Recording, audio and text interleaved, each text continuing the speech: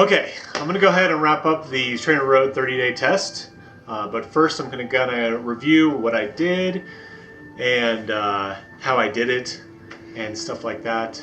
And then we'll get to the final review of the test. Hey Dad, what's the TLDR? Can't wait for anything. So, TLDR on this thing is that I did the full test. I saw measurable gains in FTP as well as perceived gains in my general fitness, and because of that I am going to keep using Trainer Road. But go ahead and stick around, see the full review of how I did it, the ins and outs of what I found, and at the end of this we'll be doing a contest to give away a free month of Trainer Road. So stick around for the end for that, and here we go. So this is the wrap-up video for my 30-day test of Trainer Road. To kind of review, I race 4 or 5 times a year and generally just like to be fit enough to enjoy mountain biking a lot. So in the past I have been a self-motivated trainer. I do some bodyweight fitness here in the house and I go on rides. But this summer I kind of lost my motivation and wasn't seeing any improvement over the summer, and so I decided to try focused workouts. Looked at different softwares and chose Trainer Road because it required the least amount of additional investment over what I already have. I laid out a couple things I wanted to evaluate. The first thing was the experience with the application. I'm going to do this on a tablet, and so I wanted to give you guys an idea of what that experience is like. I also wanted to know anything around weight loss. I'm not really trying to lose weight. I'm pretty happy with where I am, but I kind of just wanted to understand. I also wanted to understand the increased fatigue and how much that would affect my fun rides or well, my mountain bike. The goal in this is to be able to mountain bike better, and that's if I'm not able to mountain bike because the focused workouts are so intense, then what's the point? And then I also wanted to see some sort of increase in fitness. I was going to use 2 methods for that. The FTP, or functional threshold power measurements, that there was one measurement at the beginning of the session and there was another one towards the end, not quite at the very end, but just a week before. So that would give me kind of a mathematical, imperative kind of look at my fitness. And then the other thing I was going to look at was just a general reflection on how I felt and how I was riding. All right, so just to kind of go over the hardware that I'm using to do this, I already had most of this. I had my giant TCX cyclocross bike. That's the bike I'm using to do the training on. Like I said, I already have this bike. It's the bike I ride on the road a lot with. I bought it back in 2015 and did a couple seasons of cyclocross on it, and generally don't do that anymore, but I might pick it up again. I also had bought rollers in the past. I'm using the Elite Arion, A-R-I-O-N, the Elite Arion mag rollers. I already had these because I wanted to try rollers out, and living in Colorado, there are always a few months of the year it's not productive to go outside. So I already had these. I had ridden them 4 or 5 times before I had started this program, so I could ride them, not well. In addition to that, I had a heart rate monitor already because I'm a data nerd, and so that was data I was always collecting from rides anyway. I use the Wahoo ticker, Bluetooth, using the Bluetooth functionality.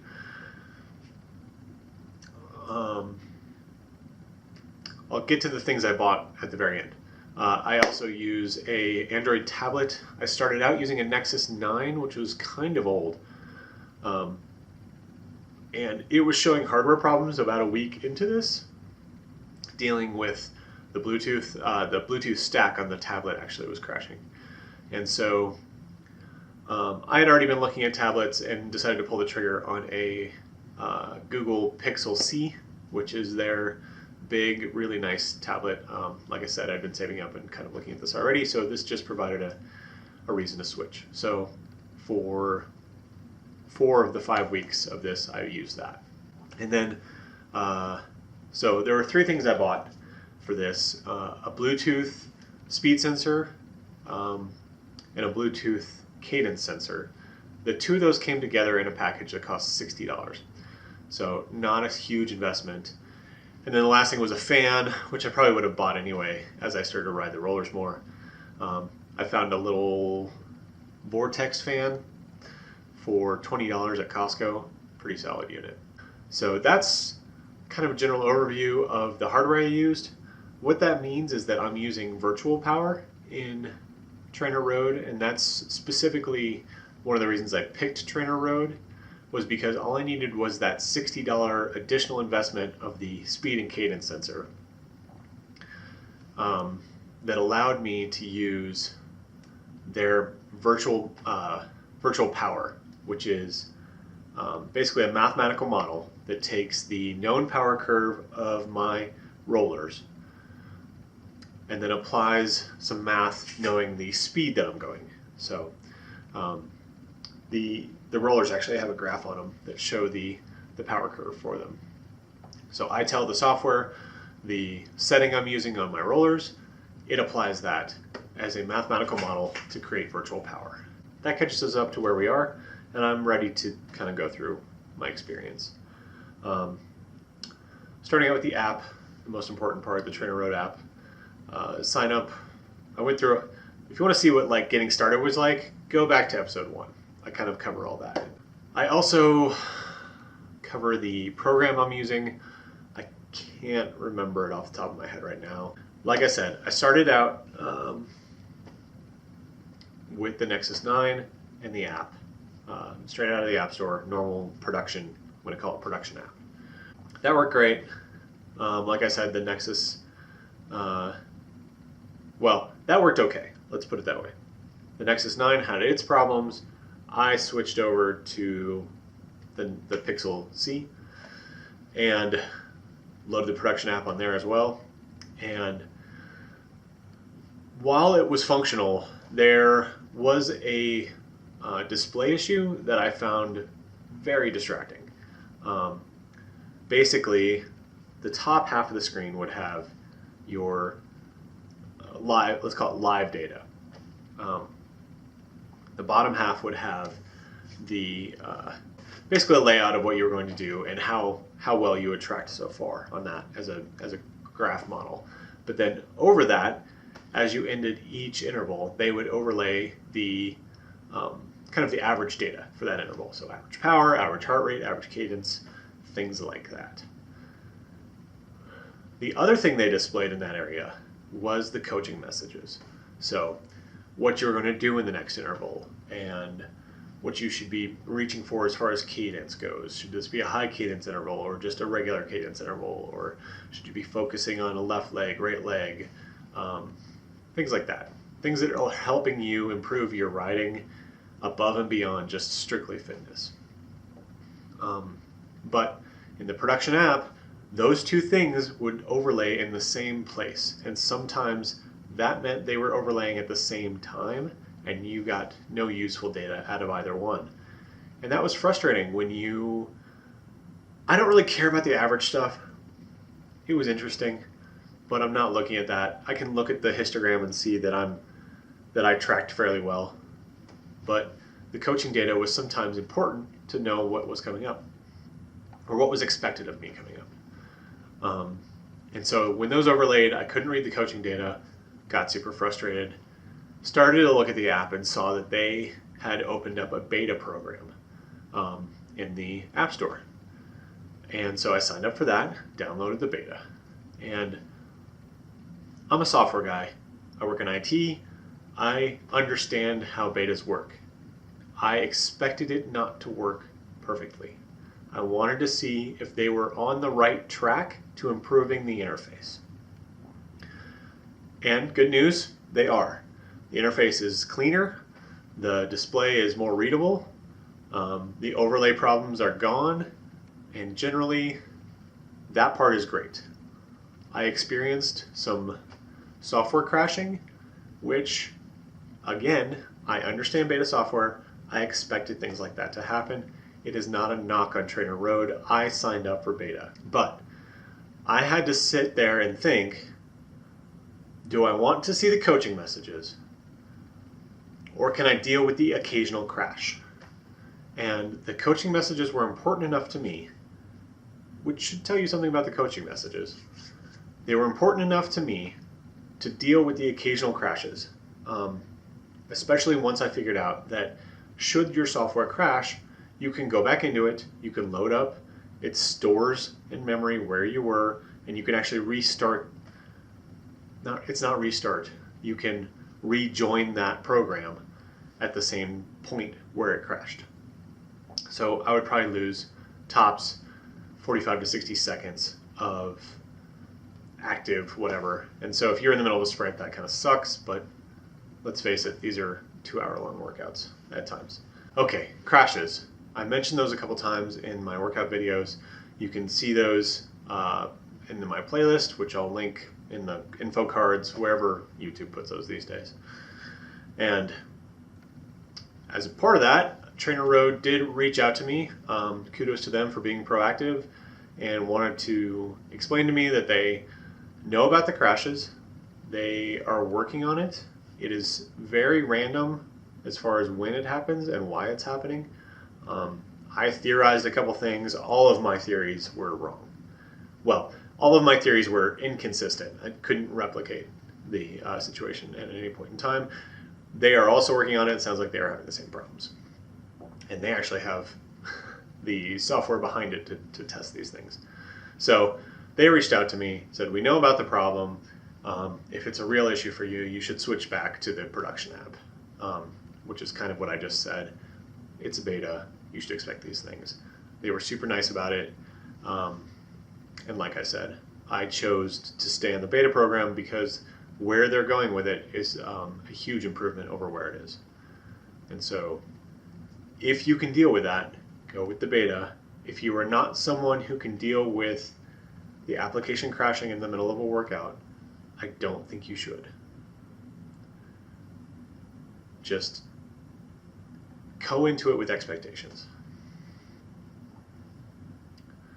So that's kind of the app, or that's kind of the live workout part of the app.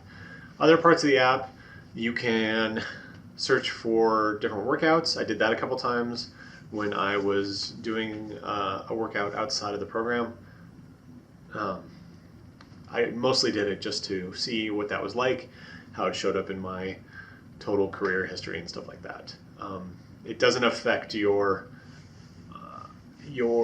workout plan or larger workout plan unless you choose to replace today's workout with one you did another way. The application has a training tab that when you initially go into it, jumps down to the next workout that it expects you to do, which is great because, let's see here, I'm currently on the end of week 5. So we're looking at 6 times 4, 24, plus a few, so whatever, 24 workouts that I would have to scroll through to get down to the next workout. So jumping to the next one is a great UI feature.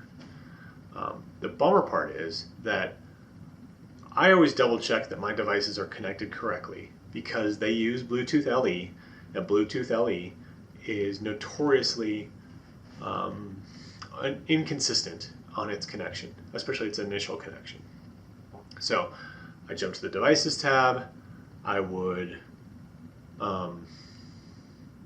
check and make sure they were all connected. Once they were all connected, I would go back to the training tab, and it would load with the first workout at the top. Not my next workout, but the first workout I did. So the 8-minute FTP test I did back on the first day. And then I'd have to scroll through all my workouts. So it's a nitpicky thing. It's definitely not something that's going to make me quit using it. but if they're looking for things to fix, that would be a great one. So there's that in the app. What else was in the app? Generally well organized. Exploring around when I would like go to do a thing, the buttons would be where I expected them. So the general layout and UI features of the app are good. No other real nitpicky things about that. So the other place I was going to quite a bit was the website. Each workout and each week has a block of text that explain to you what they want you to accomplish in that. And that sort of elevates the workouts to have more purpose. And I found I did better in the workout, and I got more out of the workout when I read those ahead of time. So as I go into the new week, read the week block. The week block is only available on the website, so I would go back to that for there. Each workout also has a block of text that explains what they're trying to achieve with that specific workout. That you can read on the application. And again, I found reading it and then doing the workout was much more beneficial than just doing the workout. So go ahead and read those. The other thing on the Trainer Road website is that they have a blog. And I know, blogs. This blog is pretty helpful, but to be fair, I only read one post, but maybe the most important post I read, or most important post I could have read for this test, which was how to take your FTP test. The first one I took, had not read this post. I went into it blind and I made some assumptions that were mostly correct, but it was interesting to read and sort of have that knowledge in forefront in my mind as I did the second one. I read it maybe a day before. I think knowing that and having confidence in how the FTP test should be executed was part of my improvement. Trainer Road provides one other resource you can use, more as a general information resource, but it is out there. There is a Trainer Road podcast, which I had to do about 40 hours of driving, drive across the country and back in the middle of this test, and decided to listen to a few of those. They are entertaining and informative in sort of a generic way, in that people send in questions and they answer them. And sometimes they talk about their own experiences. And so if you're looking to get more generic information about training, and there was a lot of questions about edge cases, like I'm going on vacation, how should I treat it if it's in the middle of my program, and this kind of thing. So that provides a little bit more of that information. It's hosted by I think it's the CEO, the head coach, and another one of their coaches, which is a mountain bike. He's a mountain biker. So listen to that. It was interesting to listen to. It looks like they talk a lot about the season that's currently active, so triathlete time or mountain bike race time, or they're just coming into cyclocross season now, so they're starting to talk about that. It makes sense. That's going to be your people who are primarily working out at that time. So it makes a lot of sense, but if some of that stuff bores you, you might skip some episodes. But it's a good resource. So Trainer Road in general provides a lot of resources between the app and the website and their podcast. And I found them all to be helpful in different ways. That was good. So that kind of covers the app and any of their resources. The other thing I wanted to measure in this process was any weight changes. I wasn't specifically doing this to lose or gain weight, and I didn't really have any changes, probably because when I was hungry, I ate.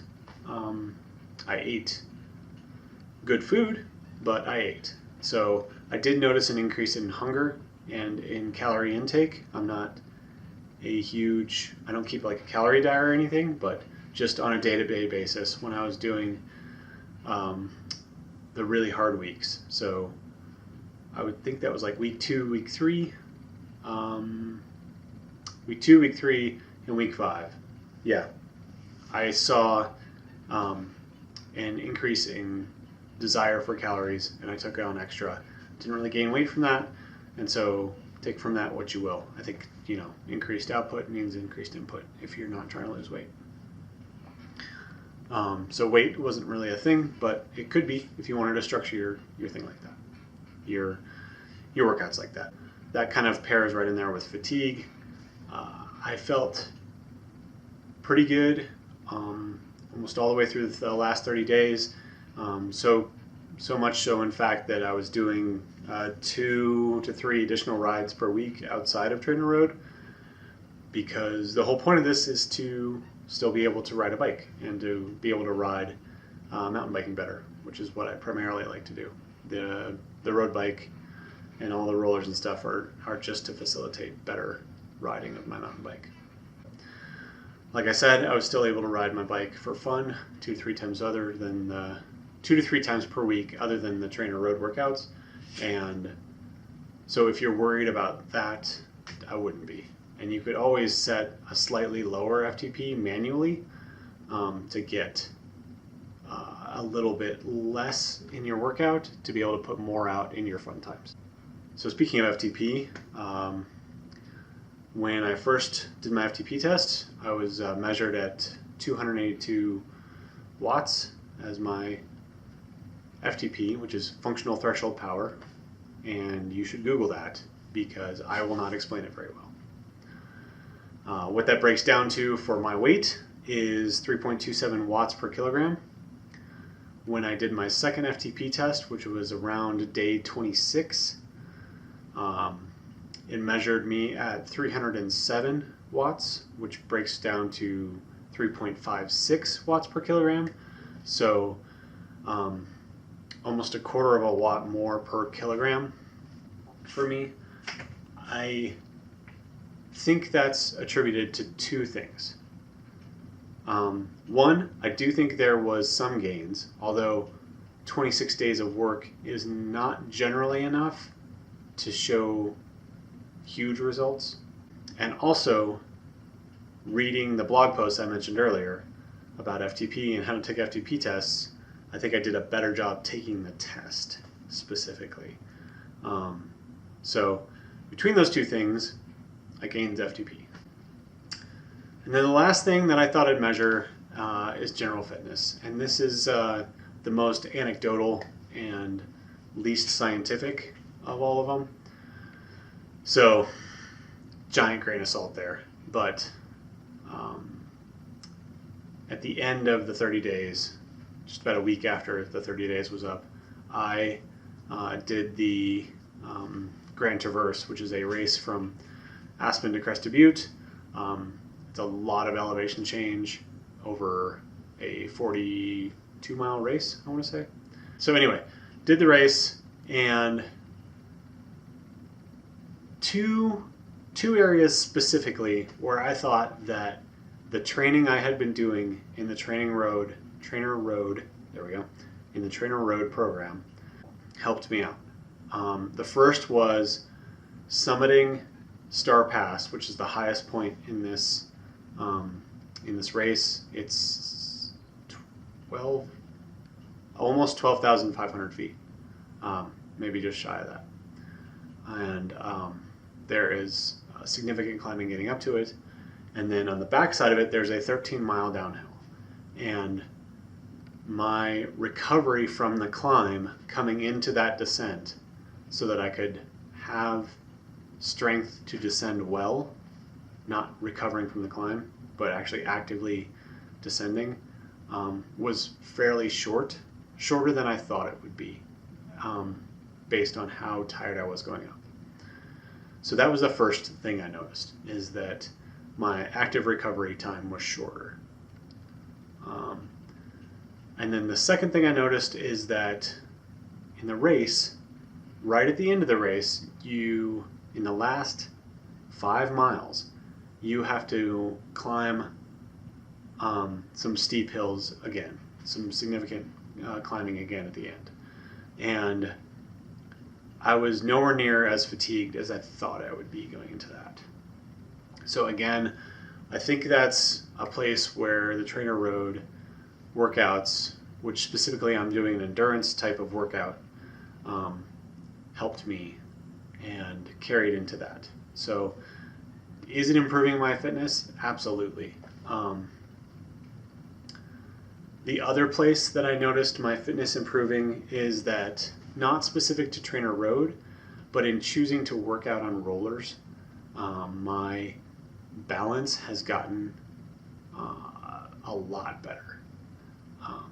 Before this, I had ridden the rollers maybe 4 or 5 times, so not exactly a roller pro at that point. I went from actually having them set up right behind me here so that I could put my arm against the wall to start out. I literally fell off of them a couple times at the beginning and progressed through the first few weeks of doing this almost every day to being able to move them in front of my desk, not having a wall on either side, being able to start right from the rails, being able to have a water bottle in the cage and take a drink from that. What that's translated to in the real world is my balance just on the trail overall has improved. Whether that's flying down a technical section or climbing through technical stuff where you might get stalled and I might have put a foot down before, I'm not putting feet down. So the rollers in combination with the Trainer Road workouts have definitely increased my balance. Probably comes from having to use my core to stay balanced on the rollers every day. So that would be the only other place where my fitness, I would say, improved using this. And I've been riding on the road for years and have not noticed that kind of improvement. So that has been really nice. That was kind of the only, I didn't see that specific result coming. I pretty much expected that working out every day, having a structured workout, was going to increase my fitness on the bike and be able to do kind of what they were advertising, which was make the endurance stuff better. It's coaching. I mean, going from unstructured workouts to structured workouts. If this didn't work, then why would anybody put themselves through it? I think that's about it. And I think that's kind of everything as far as the experience and the history and going into it that I wanted to cover, which kind of brings me to wrapping this up, which is why you're all here, which is it worth it? Should you join Trainer Road? Should you sign up for Trainer Road and do the workouts every day? And is it going to make your life better? Yeah, so I've broken this into a short pros and cons list. I know this is running long already, so let's get to why you're here. The pros, as far as like what's good about it. They are targeted workouts. We just talked about this. Targeted workouts are going to have a much more focused impact on your fitness rather than an unstructured road workout where wind and traffic and flats and who knows what else, being lost maybe, is going to impact the workout. If that's what you're out there to do, is get a workout in, this is a much more structured way to do it, which is going to result in a much stronger application to your fitness over a shorter period of time. Speaking of roads, the other pro I put on here was that it's safer to ride in my basement than it is to ride on highways and streets. As of starting this, I think there were 5 or 6 deaths from cars versus bikes in my area, deaths or injuries, and those are just the ones that kind of made big news, probably more. And it's been growing every year, so that was a significant portion of my choosing not to go out onto the road anymore, or not as much anyway. And third thing was the predictability. I can tell my family that today I've got a 2-hour workout. I'm going to do it at this time. they know it's going to be 2 hours. It's not going to be about 2 hours, but maybe more because I didn't go as fast on the road, or there was, like I just said, wind or traffic or this or that, or my friends, we didn't meet up on time or whatever. This is predictable. I'm going to do 2 hours. I'm going to do it sometime in the day, and I'm going to be done. And when I'm done, I'm a 5-minute walk from the shower. So there's a predictability to it, which is really nice and makes it easier to stay on program, I think. So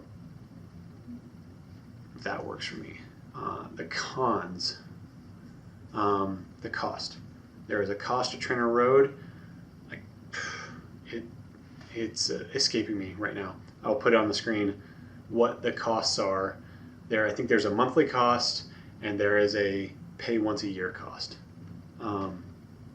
So there is a cost to Trainer Road. So cost is the first con to the whole thing.